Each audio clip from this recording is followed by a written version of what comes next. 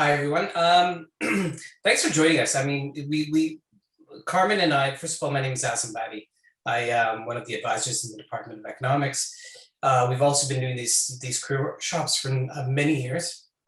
And this particular one is our International Student Edition. And I'm really happy to have Carmen Chin, who's our communications officer, actually co-facilitate. I didn't go through the international student experience. I could speak of it, but I can't speak about it because I didn't. Carmen is our kind of resident expert, and she's got some good little tidbits that I think she can add to this. So when you direct your questions, you can direct it to either one of us. Both of us can answer it, or one of us can answer it. The reason why we do these workshops is because when I graduated with my economics degree, in 1954, actually, it was a long time ago. I just didn't have any options. I didn't know if I had any options. I really actually didn't know what I could do with an econ degree. I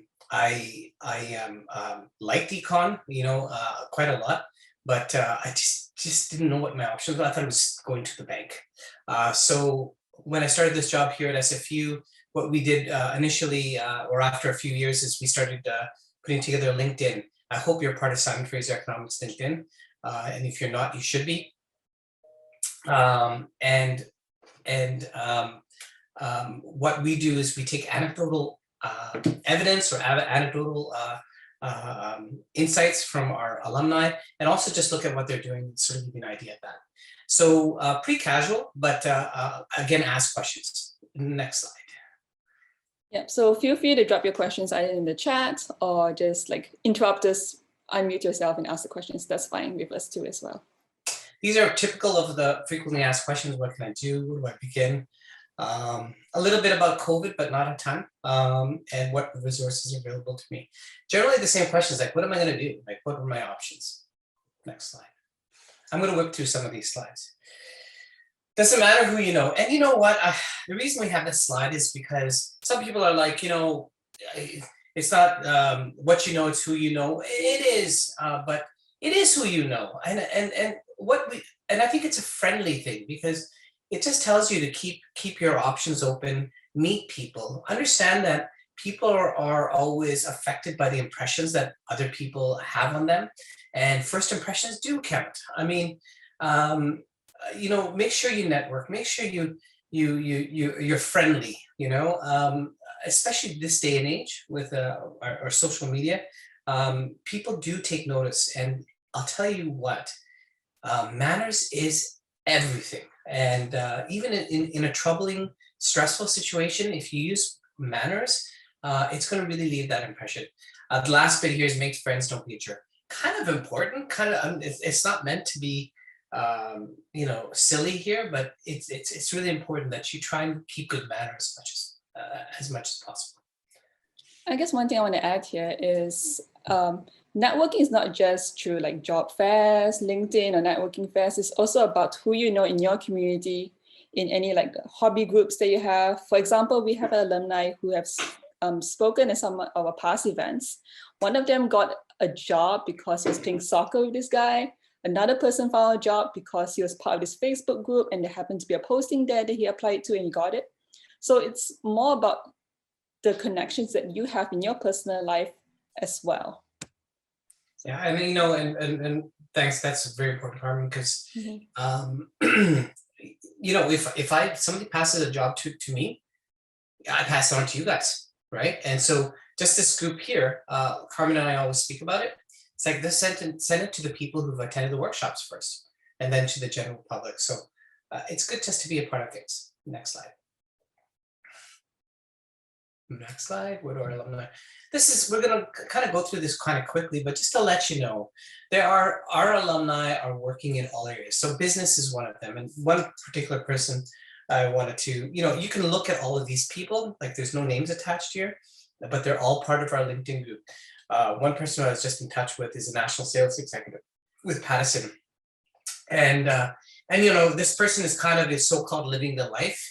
On jets with Pattison and going to board meetings all over the place. But he's worked very hard, but he's very, very appreciative of his economics degree. But you know, many of these people work in private business. Next slide. Government parapublic.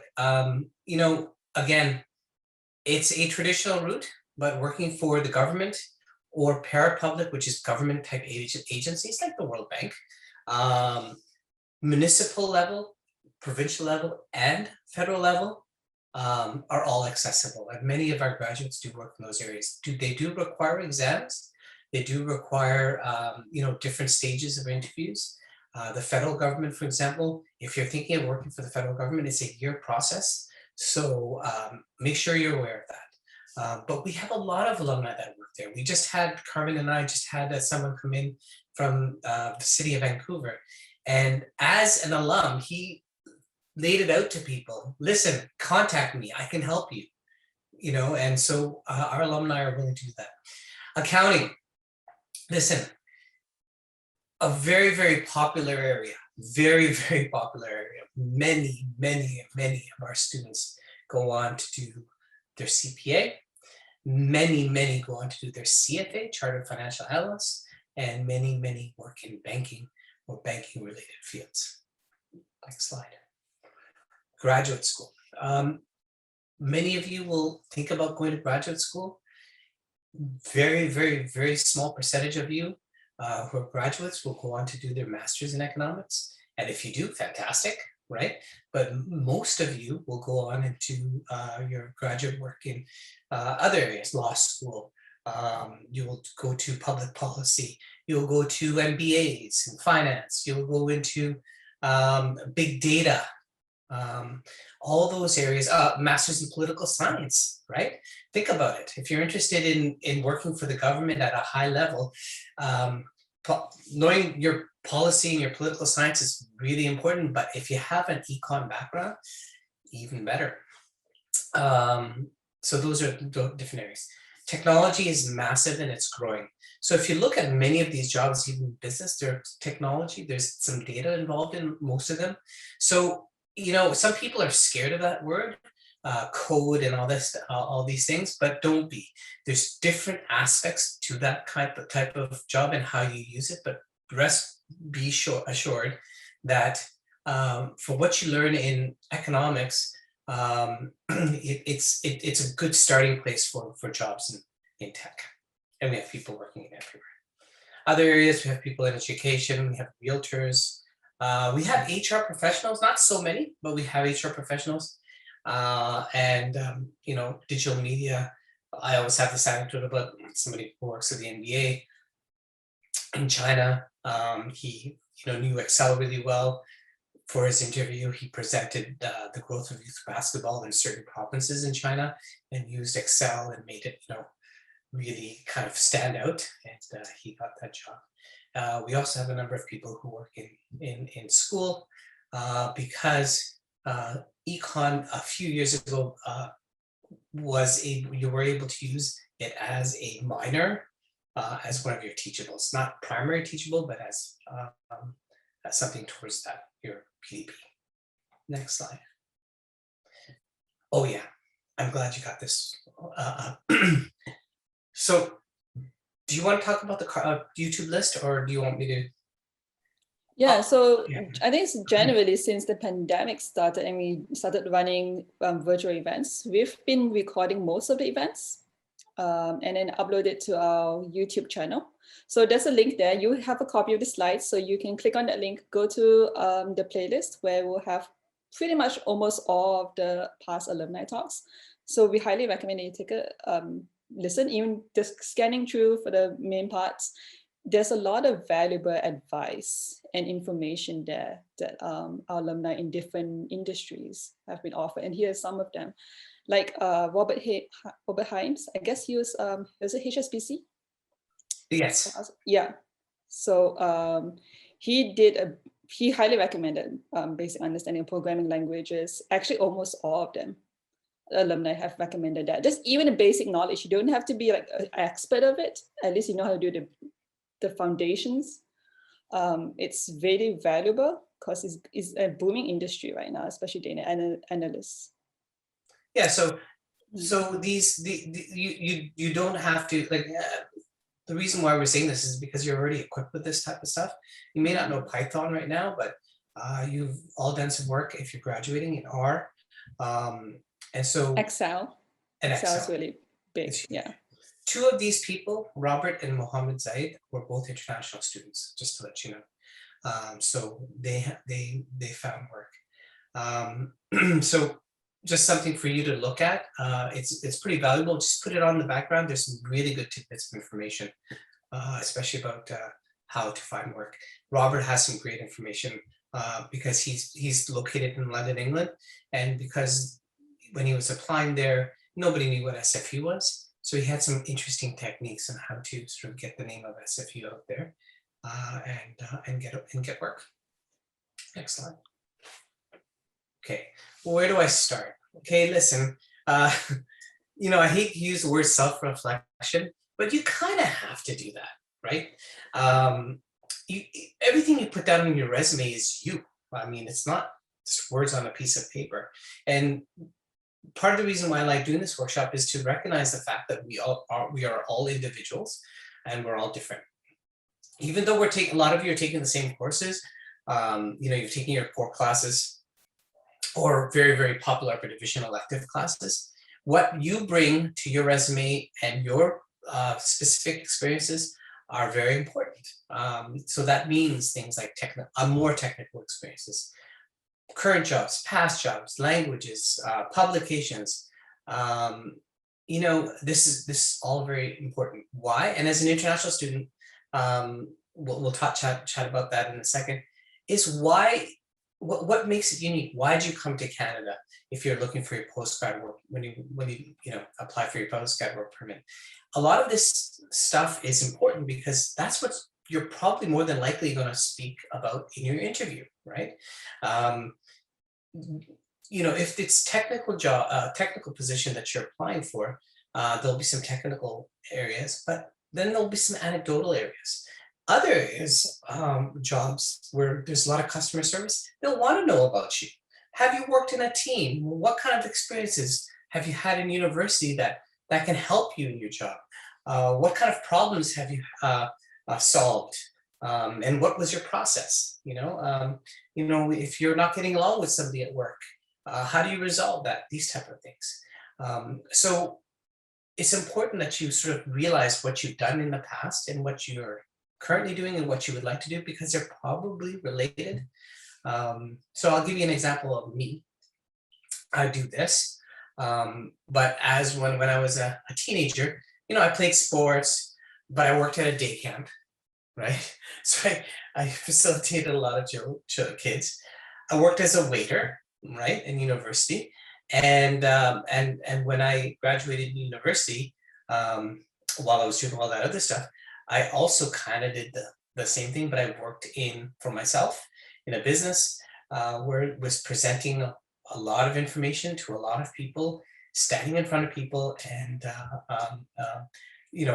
doing some sales, which is kind of what I do all the time anyway. So very related, and I think all of you will get that. Okay. Do you want to add anything, Carmen? Yeah, I guess as an international student, you have a lot of unique characteristics that can be seen as strengths here in Canada.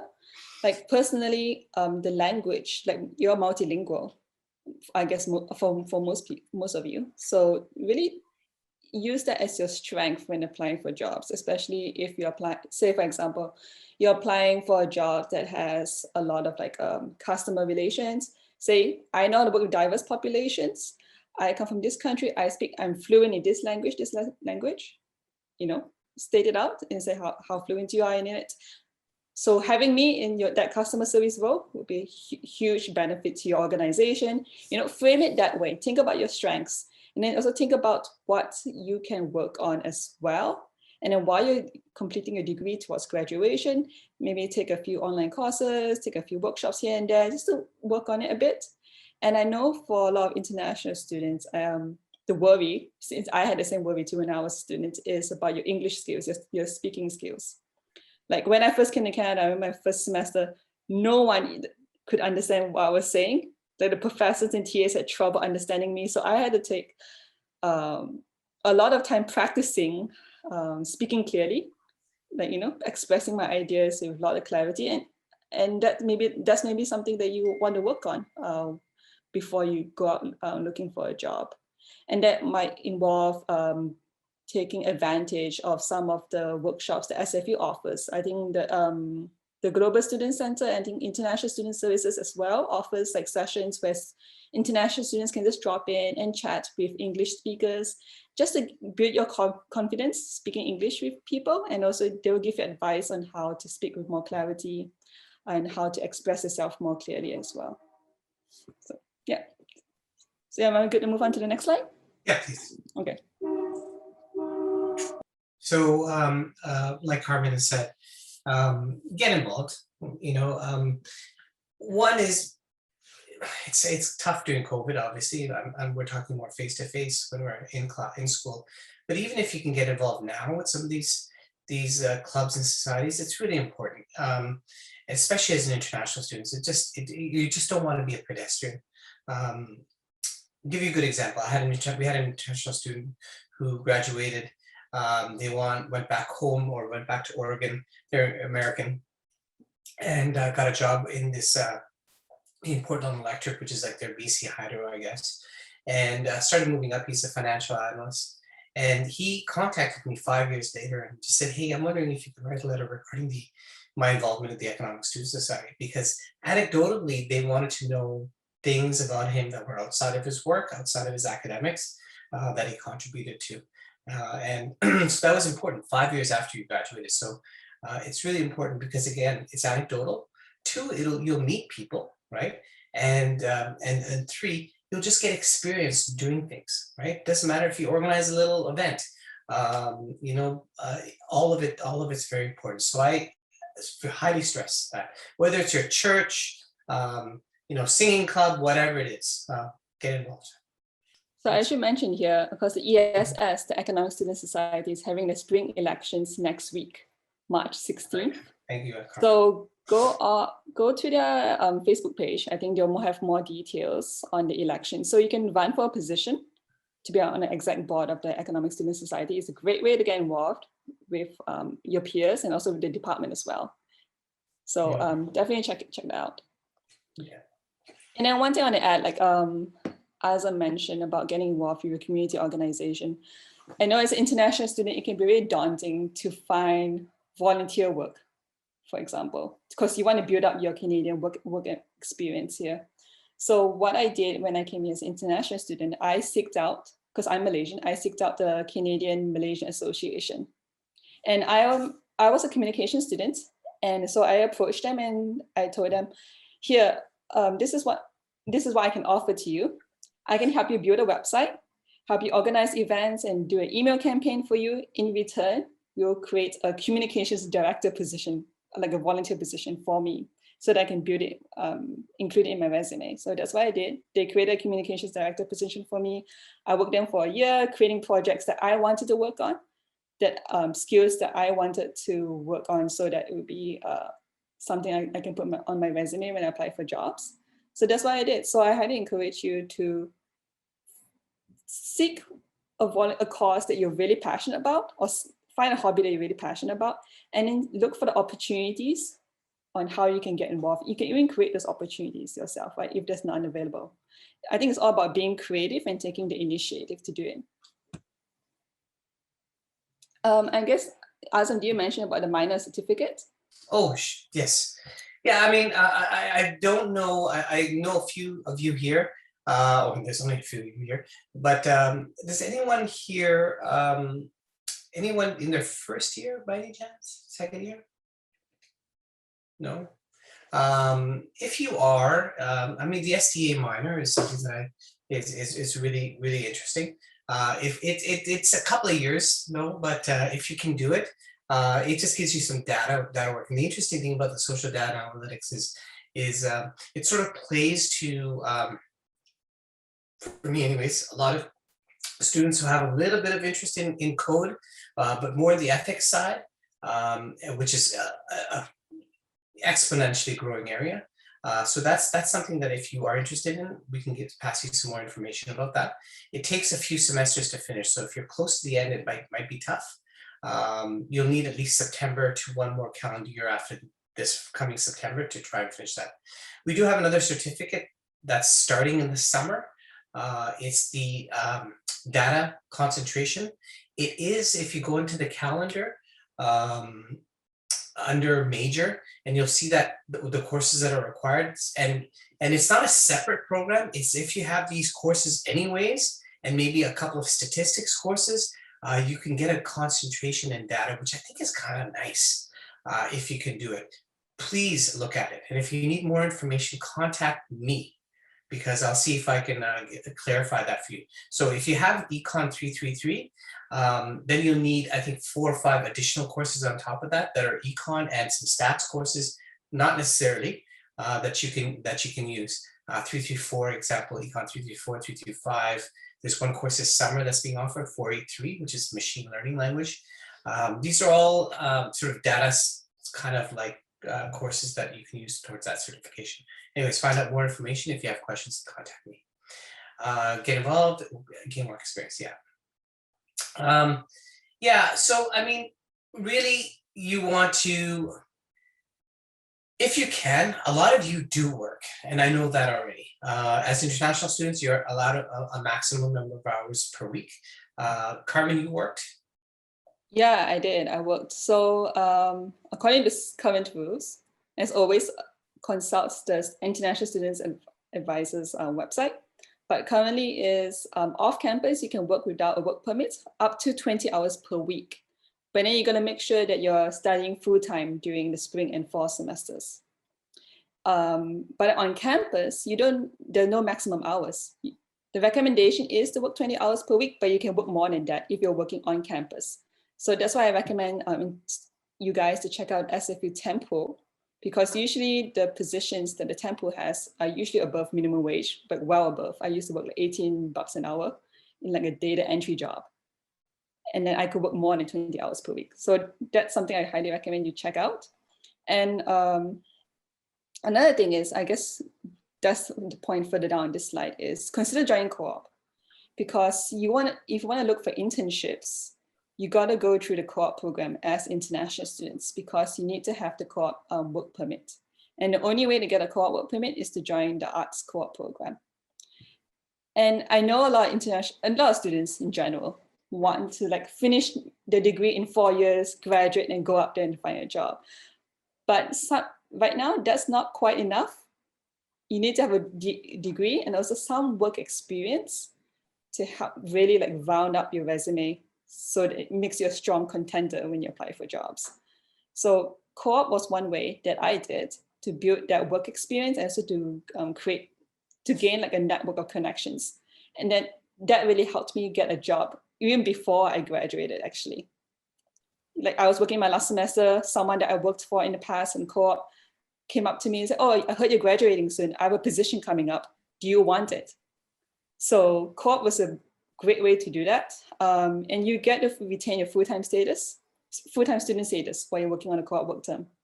And you can work out like on a co-op work term up to 4 to 8 months, even up to 12 months in some rare cases. So this one time I was working almost 1 full year just on co-op, not taking any courses.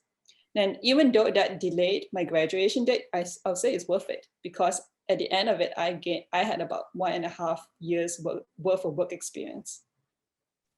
So, and the co-op also helps you, the co-op program also helps you build your resume, cover letter. There are advisors as well. They help go through the interview process with you, which is really important if you're not familiar with the Canadian work culture.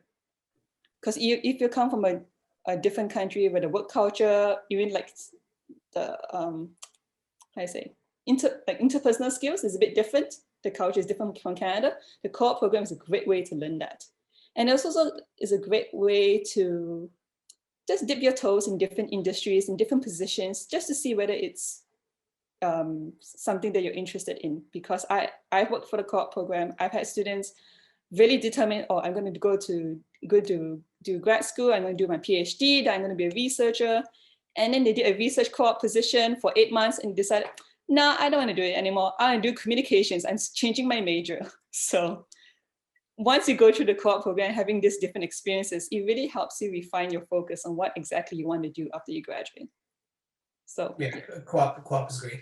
yeah. One quick thing, Carmen, I wanted you to mention, because you did last time, about volunteering and the restrictions on that, and then, you know, your advice around that. Oh, right. Yeah. Sometimes you may think, oh, I want to volunteer my position. I'm willing to work for free just to get work experience. You got to be careful with that because it might violate your study permit eligibility.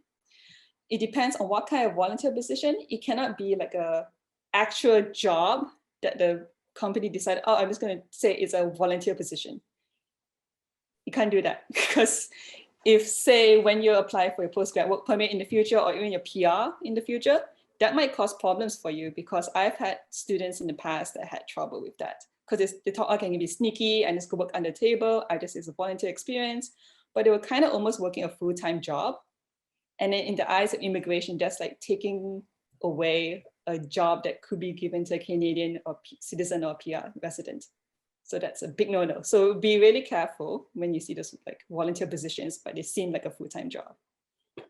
So best thing to do is check with the SFU International before you do that. So based on that and volunteering, thanks, Carmen, that's really important. If you look at our Simon Fraser Economics LinkedIn, there's, I thought there was only like 1,150. It's like 1,264 actually. So we have quite a few. Many of those people on Simon Fraser Economics LinkedIn are alumni and they're willing to help, but a lot of them were international students, you guys. So we have a ton of international students in our program and they get jobs. One thing that they do, okay, is when we look about volunteering, right now it's again tough because of COVID, but say you were really interested in working for, say, the Bank of Montreal, right? And you notice that they have a run, a 5K run that they do on, 2 weeks from Saturday. Easy way, okay, to get in with some people or meet people is to volunteer, pass water out, right? Because they'll have people from the Bank of Montreal there. Now, that being said, you can network, you can say, hey, look, I'm graduating in a year and a couple of semesters, wondering if I can contact you or can I add you on LinkedIn? Can we go for coffee? These type of things, really important. And if you're shy, just an email exchange. We have an opportunity that's coming up. We, as a department, have an opportunity that's coming up in June. Is the Canadian Economics Association conference, and that is there's a little bit of training involved, but it's maybe 15 to 20 hours of your time. It's low-hanging fruit experience, right? Which you can put on your resume. So you're the first 4 people that we're going to tell about it because we are going to throw it out to the people who have attended workshops first, and then the wider audience. I think we're taking 30 volunteers, so something that will be interesting for you because you'll have a chance to sit around and listen to a lot of academics talk about econ stuff. So that's something to look forward to. So volunteer. If you're not sure about how that will qualify, talk to SFU International. Next slide. Okay, this is an important slide, right? And you didn't hear it from me, but you don't want, you want to borrow from this for, maybe parts of your resume. Don't copy it, but just you can borrow from it. Just because, no, actually, before I even say the reason I have this slide is because, like me, I think some people just didn't know what they learned in school, if it was relevant or not, or how it applied to the work world, right? So I sat down, me and this professor sat down for a while, a couple of professors, and just hammered this out at a very general level about what you would learn and how it would apply to both public sector and private sector. So again, Econ 201 and 305, you're looking at marginal analysis and optimization. This is important in private because of pricing, public because of your allocating resources different, right? You're allocating pricing because you're looking for profit, and public, you have money and you have to allocate those resources. So it's a different way of looking at things, super important though. And I think marginal and optimization is very important, especially when you start looking towards things like regression analysis and stuff like that. This is all the rage. So it's kind of important what you learned in 201. 201 was my favorite class, by the way. I really enjoyed that. My equivalent, I enjoyed it very much. Didn't do well, but I enjoyed it. So you can look at all the others, right? Like 302 and 305 is strategic thinking. You know, again, you're looking at decisions, looking at game theory, if some of you have done that. 333 is super important, right? It's R, right? It's at least the beginning of what you have to learn. None of you are experts, right? But it's important to have that on your resume because it's important to be able to communicate that. Why is it important? Why are you as econ students, you know, more maybe as valuable or more valuable than many other graduates who are in comp sci or in business? Because you can look at something, right? A problem, identify what the problem is. So ask the right question, right? You can gather data based on that question, the right question, because you're either, you know, junior economist, you're not economist yet. Gather the data, analyze the data, right? And after analyzing the data, you can tell the story. So what's a good example? Good example is one that one class looked at, which was affirmative action initiatives in a state in the US. And they looked at different regions. The question was, is affirmative action something we should go with, or should we reduce it? Should we get rid of it? And how effective is it? And who's using it? So, you know, the question that was asked was, you know, is it an effective resource for, you know, particular communities? So they got that, then they got particular data for one or two or three different counties. They analyzed that data. There's tons of it using regression, but specific variables, including income, but also things like race and things like that. And based on that data, they were able to come up with some conclusions. I don't know the conclusions, I'm just using that as an example, but that's the kind of stuff that you can do, right? Other stuff is that's super important is Excel. If you don't know Excel, I'm sure you know a little bit of Excel, but Excel is so important. It's still used generally in business. Not, you know, not everyone's using R. A lot of people are still using Excel, and the power of Excel is huge.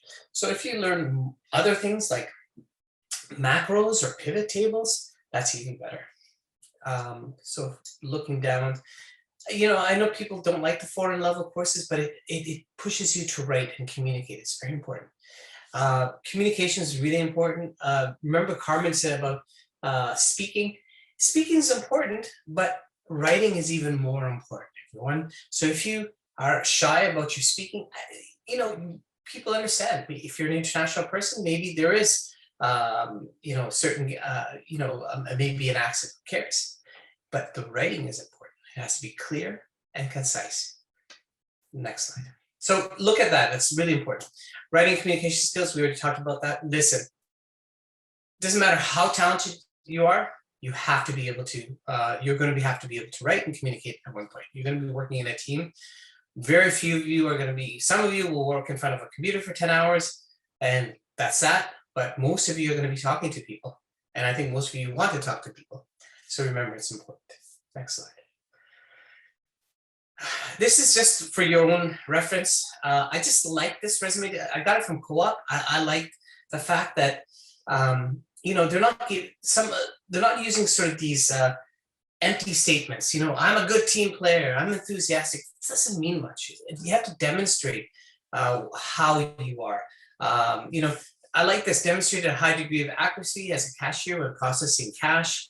And debit transactions, performed administrative work. You know, like, how did you perform administrative? With reception and research and data entry, just stuff like that, right? I had one student just yesterday or the day before yesterday, we were going over his resume, and I don't do that, right, often. I just, with this student, I did just because he was like, can you look at it? And there's some basic things. He had like,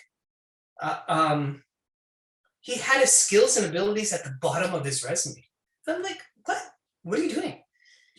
He knows R, he knows Python, he knows SQL, he knows, and it was, a person would have to read, go down to the bottom of the resume to read that. No one's going to do that. Have it at the top, right? Especially in particular jobs, right? Things like that. And plus, he had a lot of volunteer stuff, but he was, he had it sort of mixed in his resume, and it wasn't highlighted well, so we just worked on that. I guess Azam, you bring up a very good point, because I think generally, if you go to co-op or career services, they tell you prepare a 2-page resume, but then in reality, try to have all the important stuff in 1 page. So look at all your past skills, your past work experience, certifications, everything, and then prioritize according to the job you're applying for. What is the most important thing for this position, for this organization, and try to put it all on the first page and organize it in terms of like the priority levels. I agree with you, Carmen. We had a student, we had a graduate of a university. I think he was a random person who contacted me. I don't know how. He went to the University of Montana, and came to something of ours and contacted me and just said, I'm thinking about doing some international work. I just want your 2 minutes of your advice, and I gave it to him. He goes, I want this one resume to just highlight the fact that I'm mobile and I'm international. I was like, listen, who said you should have just one resume? I mean, my resume for a bank is going to be different for my resume for a marketing company, right? I mean, and the contents is going to be the same, but I'm just going to flip it around a little bit, and you should as well. As an international student, the fact is, already you're going to highlight things like, hey, listen, I came all the way from wherever to study here, right? So it's, there's a little tenacity there. There's a little bit of determination there. You want to highlight that, right? You're not some kid from Burnaby who's looking to work in Van. I have nothing against that. I know, Carmen, I think that's great. But, there's this one student a few years ago who graduated. They're from Russia, but they were from like this place. I can't even remember the name of the city, but across the river, they could see China, right? I mean, these guys were from a very remote, weird, small place, and they busted their butts, they're twins, to come to Vancouver and study. And very impressive. I'm sorry. You got to highlight those. So those are anecdotal pieces for you guys. Your languages are very important. It's that you're living on your own. You're international students. You're working. You've already gaining a lot of skills that I think are very valuable for employers here. And I'll give you an example. There's an agency that contacted me. They're in freight shipping, and they contacted me and said, "Okay, we're hiring, and we're looking to interview people." So I sent it out, to you guys this a few years ago, and I think only 10 people wound up applying, which is I drove me nuts, but that's fine. They hired 3 people full time, and all 3 of those people have their PR. And working in a high pace, they said, we love them all.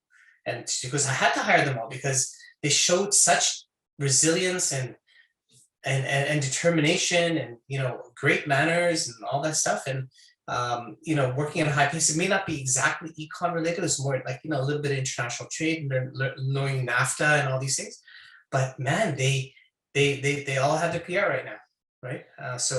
Yeah, so I think you bring up a good point. I guess it's like trying to sell your story. Think about what is your narrative.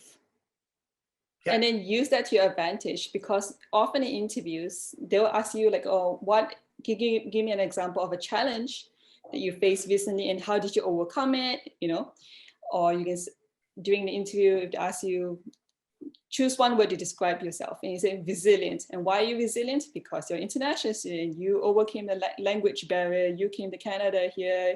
You did this and that and that and that. So that's your narrative, and use that to your advantage when applying for jobs and going for interviews, which is really important. That's what I did.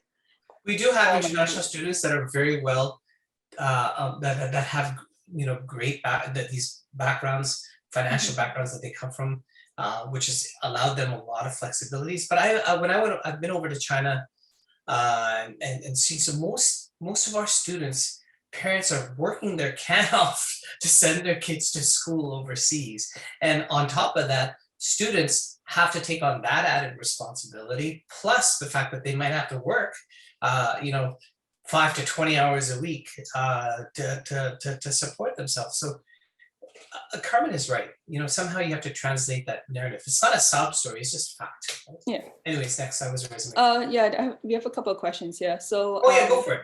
Yeah, so Sally was asking, should we have 1 or 2 pages for the resume? So like Azam said, you should have different versions. Yeah, and 2 pages is fine. Like, you know, don't get me wrong. But I think for some industries, they prefer 2 pages. I think like for government or public sector, they usually prefer to have 2 pages. Arts Co-op, when you join the Arts Co-op program, they'll tell you create a 2-page resume, but also create a 1-page resume. So especially if you're applying for private companies, big companies, especially tech companies, the trend right now is 1-page resume. So have both versions. Challenge yourself. Yeah. Challenge yourself to put all of the stuff that you have on 1 page. Some of you are probably like, I have half a page. That's fine. And that's fine too. Some of you don't have much experience, and that's okay. I was the same way, and I'm laughing because I'm laughing at my own joke. And then I have another question is, does the participation in the SFU Economics lab count towards my resume? If you're helping the researchers create experiments in that lab, that definitely counts towards your resume, because you're helping the faculty member facilitate the experiments. Maybe you're helping to recruit volunteers, stuff like that. That definitely adds to your skill set and your experience, right, for your resume, for sure. Yeah, if you're adding to something, right, and you're doing it beyond, absolutely. It could be volunteer, you know, volunteer experiences. Why not? Absolutely. Yeah, that counts as a volunteer. Yeah. Sure. Another question is, should I write cover letters for each job I apply for? Yeah, okay, that's a good question. Yeah. Okay, but I have my own opinion. I don't know what career services is going to say. Career services is going to say yes. Write a cover letter. I don't know. I'm going to say yes too. Yeah. But you better not be long. No, okay? one page. The person I talked to the other day, his cover letter was brilliant, but it was a full page, and I got tired after the first 4 lines because it was so rich. And I said, listen, all I want to see is, personally, is you know, you highlighting the skills that you've already had on your resume, something different. But you know, the guy was using so many superlatives, like, you know, the extraordinarily fantastic team that, I was like, what do you, just make it very, very simple, because he had a lot of skill, but just, you know, make it clear, because a lot of people, especially these days, just don't have a lot of time to look at this. Listen, a lot of you are all of you are going to be degree holders. There's a certain set of skills that they already assume you have. You don't have to tell them over again, right?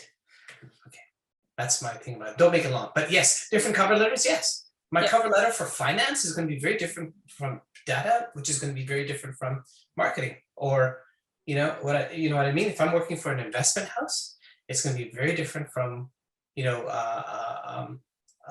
government, which might be more policy, right? So if it's a finance job and I'm looking at my community center experience, I worked with budgets, right? I ran a day camp, I hired staff, and I took care of the budget.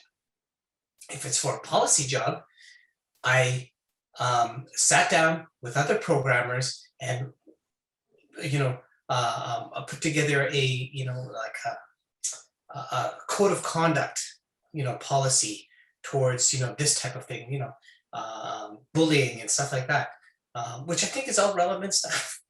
You're doing all of these things just at a higher level, whatever job you have. Any questions before? Yeah, my input about the cover letter is, like Azam said, 1 page. I'll say 4 or 5 short paragraphs max. That's it. And like Azam said, you don't need to use really big words to show that you're intelligent. Intelligence is showing, expressing your ideas with clarity. That's intelligence. So yeah, definitely write your cover letter, tailored for each position that you're applying for. And the key is looking at the job description, highlight the main things that the job is looking for, and see those exact words. If you can, use some of those exact words, not copy paste the whole thing, but the main key things, and put it in your cover letter. Because a lot of times when you apply for jobs, it's through an online system. And for a lot of big companies, especially, they have like system that kind of scans through everyone's like documents looking for those keywords. So that's how you should tailor your cover letter. Good point. And, yeah, and then look for those key points and look at your own experience and how do you relate back to it and expand on that. A funny thing. When I was in university, I was the master of superlatives. I wrote 25-page, 30-page papers. I get pretty good marks, like a B. Then I had my buddy, my roommate, same classes. He'd write 10-page papers, A+. I used to drive me nuts, but he was excellent at concise language. Next. So another question is, do I only need to mention 1 or 2 of my highlights in my cover letter? So mention your highlights according to what the job is looking for. And you don't need to put all your highlights in it, just the main ones that's really important to that particular position. And you know what? There's nothing wrong with putting something you're very proud of in your cover letter, right? I mean, again, these little things matter because they're you. This is what defines you. So if, you know, the fact that you're an opera singer, you know, is something you're extremely proud of, which I would be, then you have to highlight that in some way. You know, I mean, the amount of hard work it took to maybe becoming that, or practice, or there's nothing wrong with that. Again, all of you are very different, and you need to be able to sort of distinguish yourself in some ways. We should go to the next slide, though. Okay, sure. More the same, just read through it. I like some of the language that they're using. Okay. Do we need to talk about this? Except the fact that it's absolutely not acceptable if you're not part of LinkedIn, right? Especially as professionals in this area, right? Whatever area you get into, 100% of recruiters look at your LinkedIn. 100%. Carmen and I only mine for alumni speakers from LinkedIn. We only get our jobs from alumni, mostly from LinkedIn. I'm not going to say all, because we do get emails. So Simon Fraser University Economics Group LinkedIn is really good. It's a must. And we're ahead of a lot of the other departments in the university because we were able to do this a number of years ago. And we're just kind of reaping the benefits of it, to be honest with you, right? Organizing alumni speakers is not so tough. It's tough for Carmen and I to figure out who we should pick. Actually, we've got lots and lots of people who are willing to help us, right? We just want to make sure we offer you a nice breadth of speakers. We have some very good people. So you must join that. And if you feel like you want to contact somebody and you're shy, contact me. I'll act as an intermediary if I know them. If I don't know them, I'll see. But if I know them, a lot of them I do, I'll certainly say, hey, listen, I'm wondering if you could spend or to connect with this person, and you could send them a note or something like that. Yeah, for sure. Use LinkedIn to connect with alumni and make connections. Like all of the alumni that have been out at events have been contacted by students, you know, just asking questions about the position, about the company, about the area of expertise they're in. And they're all really willing to help. They're willing to give time to help you. It's all, the only missing part here is for you to reach out and to take the initiative and reach out to them. And I'll also say, having been on hiring panels, that LinkedIn is kind of almost like an extension of your resume. Once you've gone through the first round where they've selected you from the big pile of applications, they narrow you down. Usually the next step for a lot of hiring panels nowadays is to see if they have a LinkedIn or if they have a website. If you don't have a LinkedIn, there's no like picture where I can connect the name to the face. It makes you less appealing in some ways, right? If say I'm really interested in this person, I want to learn more about them, more than just what the resume and cover letter provides, I'll go to the LinkedIn profile and then maybe I'll find out more about them, and maybe I'll see, oh, they know someone that I know. Then maybe I'll reach out to that person and say, hey, do you know this student that's applying for this job? What can you tell me about them, right? So LinkedIn is very valuable nowadays if you're going to go out into the job market, for sure. And some of you are very privacy, very, very private. Do what you feel comfortable with, right? But you do have to share some information about yourself, in terms of it, but it's all resume related stuff. That's why I love LinkedIn. It's not Facebook, it's professional. Carmen, we don't have a ton of time, so I want to leave much time in for questions. Quickly going through career maps. Listen, this is just one person who, just did a small career map. This is where I am now. This is where I'd like to be. They wanted to be a CPA. They became a CPA. They went to DAP. Even before they started the DAP program, they already got their job by going to some networking things. They were exactly where you are right now, which is they went to a career workshop, and that's where they started. And for CPA, go to the CPA website and go to their networking events. And I'm telling you, connect with people. This guy got his job the summer before you even started DAP. And usually you get your job after you finish the diploma in accounting program over at UBC. And he finished the CFA level 1 in December as well. So yeah, he has right there. And he's on LinkedIn. Next. So do that for yourself. Where do you want to go? Designations and credentials, CFA. Yeah, I think you guys can take a look at this later. Yeah, on yourself. Because I'll send the slides to you guys. And then maybe on top why we're doing this is because a lot of people are very interested. And the reason I like it, and I think I would have done it when I graduated, is level 1 is very accessible to you guys, especially the people who have done business minors as well. It's a doable thing, and there's prep courses you can take, and that's not a bad idea. But this is something that's very doable. Level 2 is a different ballgame. It's much more intense, but level 1 is definitely. So if you're interested in anything to do with money, commodities, derivatives, all that stuff, CFA is an option. Next. Just an exam breakdown. Okay, listen, quickly for international students who are here, all the jobs, Vancouver, if you want finance, the jobs are in Toronto. There's not a ton in Vancouver. If you're willing to relocate a little bit, go to some remote areas, perhaps, you might have better luck and better opportunity. I know somebody an international student who got a really good job that matched the NOC, National Occupation Classification for your PR. As a manager working in a financial institution in Battleford, Saskatchewan. So she went and, she was from a part of China that was I think she was from Guangzhou. I don't know. She was just not that was not the place where she wanted to be. Turned out to be fine, had a great time. She was there for 2.5 years, got her PR, and now lives in Vancouver. So she was flexible and got it done pretty quick. And she made money. She saved a lot of money. She said there wasn't a lot of places to spend it. But yeah, so if there's jobs. You're trilingual, we talked about this. There's some opportunity there. Next. Well, I'm wondering if some of you are. Yeah, I'm just going to jump in here because there's a question here. Asking whether SFU has any resume or cover letter workshops. Career Services usually does. Yep. Yes. Right now they don't. I think because it's reaching towards the end of the semester. But you can make a one-on-one appointment with an advisor who can work with you on a resume or cover letter. So anything that you want to talk about career related. They also have a really good section for resume and cover letters where they give you points on how to frame your sentences, how to frame your experiences. And they also have a lot of sample resumes that you can take a look at it. I'm just looking at it right now on my phone. And I think they've done a lot of updates recently. So definitely check it out for sure.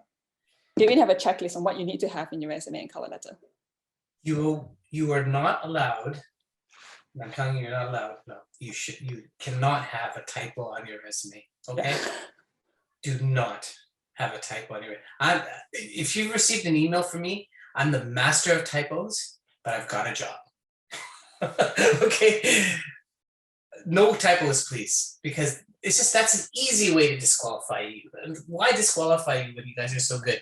So no typos in your resume or cover letter, please. Indeed is the best place to go, and SFU Career Services. Next.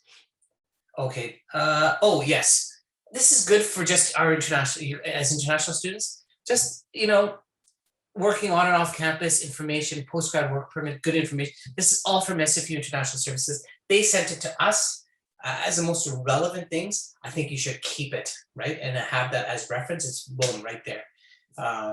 That's an excellent page for any questions related to that, and follow up with SFU International. Yeah, I can speak from personal experience because I had applied for my postgrad work permit. The PDFs that they have linked here really helped me, like made the process very clear to me and helped me go through the steps, and I got my permit very easily, for sure. Okay, this is for you to read. Yeah.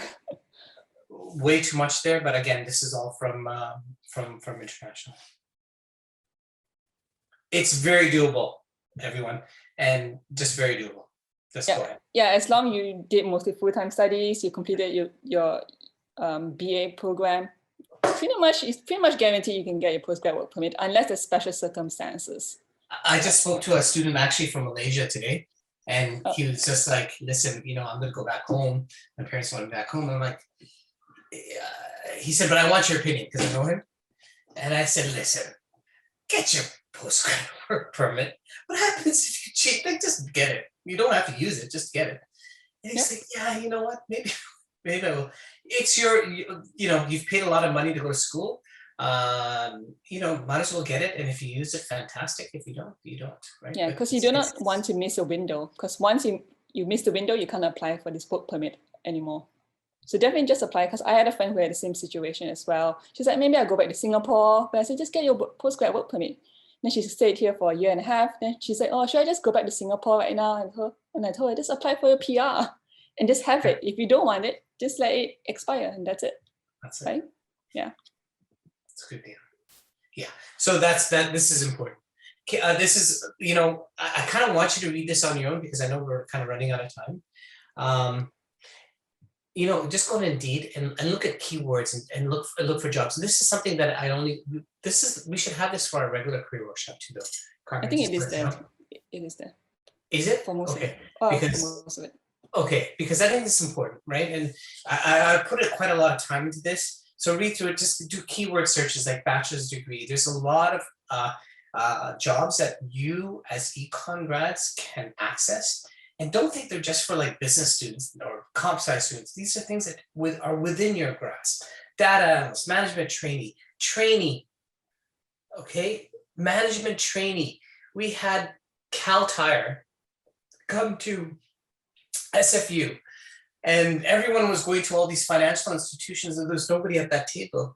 And I chatted with them. They're like, listen, we want trainees not to work at our tire store to give tires out to people, but we have a management training program, and it starts at $45,000 a year, and no one's here. And I'm just like, I just don't get it. So you have to look. You have to take one step. Just take one step beyond, and look at different opportunities from different organizations, right? That might have good jobs. Health is something that's huge. Economics. These are keywords that I think you should use, right? And see what's out there for you guys. How much do they require? What unique? Okay, how much experience do they require? If anything is less than 2 years or 2 years, right? Apply. Okay.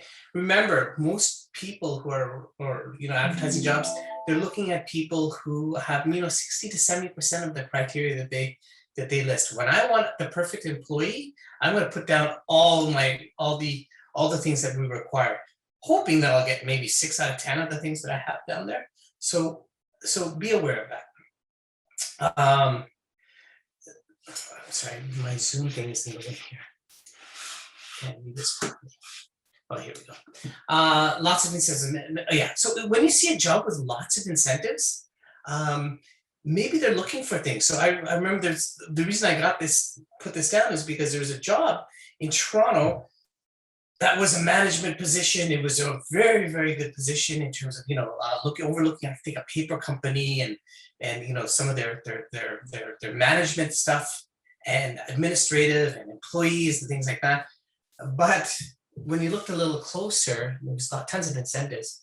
It was a 12 to 8 in the morning shift, right? And they just couldn't get many people to apply for a shift that was like overnight. So read the fine detail. Does the job not match the qualification? And again, this may be okay. So if the job does not match the qualification, so if you see a big job and you look at the qualifications, you're like, what's going on here? Then again, that might be interesting, right? Because maybe they, they're not looking for so much, it's a specific job. Just look for these type of discrepancies that you might want to apply for. The big popular companies who are popular may not have positions for students looking for PR, but big companies with unique products, i.e., transport, mining, logistics, may be more flexible. So this is important. So some of these huge companies, they've got huge human resources. They might not have these big jobs that you're looking for, but we live in Canada. It's huge. Transport, mining, logistics are very, very huge here. I would look at big companies like that. And the reason I'm saying that is because when I did this research, a lot of these jobs that were in demand were for these types of places. Okay, look for small startups. That's another area. So there's a bunch of startups in Gastown and in Vancouver. They may not pay well, but they are always looking for talent, always looking for bodies to work in them. When using search criteria, type in keywords, but also do separate searches in particular cities. Yes. Huge. Okay. So you'll have Indeed, right? And then you'll see Toronto, Vancouver, Montreal, but look at the smaller cities as well. Like I said, if you're an international student, maybe you want to look in Regina. Maybe you want to look in, Winnipeg. Maybe you want to look in Edmonton. Maybe you want to look at Yellowknife. Okay. I think it's a good idea. Go to company websites. Not all jobs that are posted on Indeed. Company websites also are a good resource. And then finally, check a job title, and description with the National Occupation Classification to make sure it qualifies for PR. This is really important. It's great to get some experience, but it's for a purpose, right? You want to get your PR. Next slide. Yeah, one thing I should mention about this, say if you work for a small company, maybe, and they really like you after you work there for a certain amount of time, and you tell them, I want to apply for PR, but it needs to satisfy certain NOC requirements, then you can talk to your supervisor, have a conversation with them. Is there any way to add responsibilities to your position so that it matches that NOC description? Because that's what I did when I applied for my PR. I sat down my supervisor and I told her, okay, I need this and this to match the NOC requirements. And she said, okay, I'll give you this extra responsibilities so that you can say you have the experience, that it is part of your position. Then I could use that to apply for my PR. So that's one way to go about it as well. Okay, that's us. Yeah. Well, not Carmen Chin, our other advisor. If you ever have any questions, you contact us. Yeah, and if you guys have any questions, please feel free to ask us right now. I know we've gone a bit over time right now, but we'll be here to stay if you guys have any questions.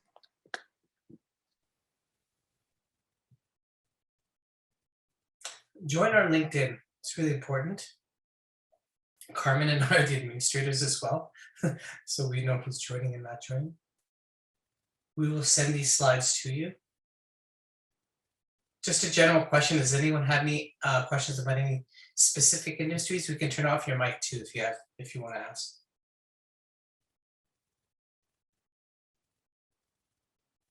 Anything? Okay. It was fine if you guys don't have questions right now. If on a later time you think, okay, maybe I have a question for Azam and Carmen, just email us. Go to Azam first, because Azam has a wealth of experience in that regard. Or if you have a specific question that's related to being an international student and whatnot, then you can ask me. But remember, anything related to immigration, go ask the international student advisor first. We're not immigration. Because the rules change all the time and I might not be up to date about it. Okay, otherwise, we're good. Thank you very much for coming. And look out for that, the Canadian Economics Association conference. Easy pickings, everyone. I would love for all of you to be a part of it. Okay, talk to you soon. Thank you.